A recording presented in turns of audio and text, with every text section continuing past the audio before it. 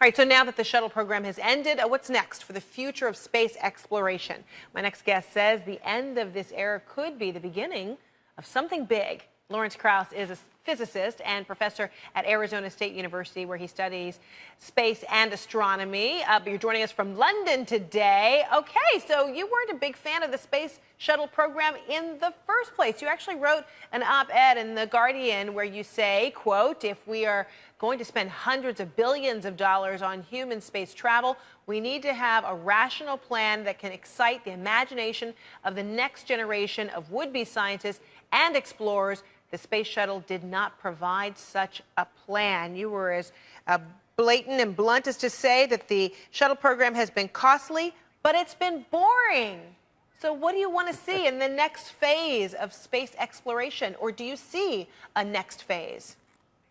Well, it's a really good question. I think right now, with the current economic climate, to really do serious human space exploration is incredibly expensive.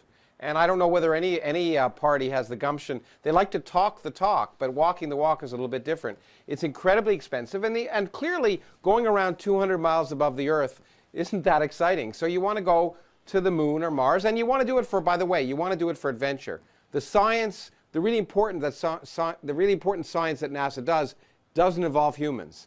It's the adventure. People want to see people boldly go where no one has gone before, basically.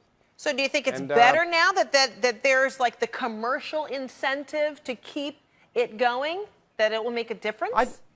I think it's moved in the right direction. I think what the current administration is doing is right. NASA has shown how to get into near Earth orbit, and now we've seen that commercial enterprises can get not just cargo, but maybe eventually astronauts up to that big tin can in this boondoggle in the sky called the space station. And I think near-Earth orbit is really for commercial enterprises, except for certain things like communication satellites or defense purposes. But you need the government to go beyond there. I don't think private enterprise, people talk about going to Mars on private spaceships, but it costs so much money. To go to Mars would cost several $100 billion, and I just don't see a business plan that makes it worthwhile. And so I think it's going to be the government, and I suspect what may happen is the same thing that happened in the 1960s. What will drive it won't be science, will be sort of not Cold War, but prestige. If China sends astronauts to the moon, I'm pretty certain we're going to be quickly making sure we have astronauts there as well. But you do see that there have been some good things that have come from space exploration as we know it? Oh, yeah, but absolutely. But I think the really good things have come from unmanned space exploration.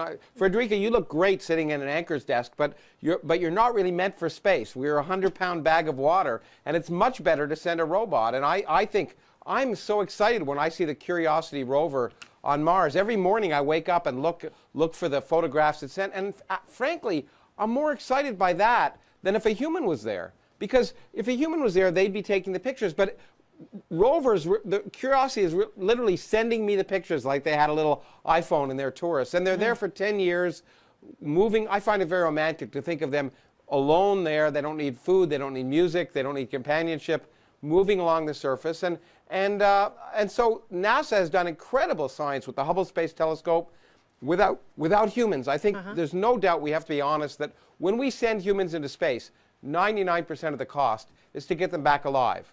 And so there's very little money left for science, and I think we do it for adventure. When I was a kid, I stayed home and watched the Apollo moon landings. It excited me. It made me want to be a scientist in some sense. So human space exploration does inspire people, and perhaps that's the reason we should do it. But we shouldn't pretend we're doing it for science.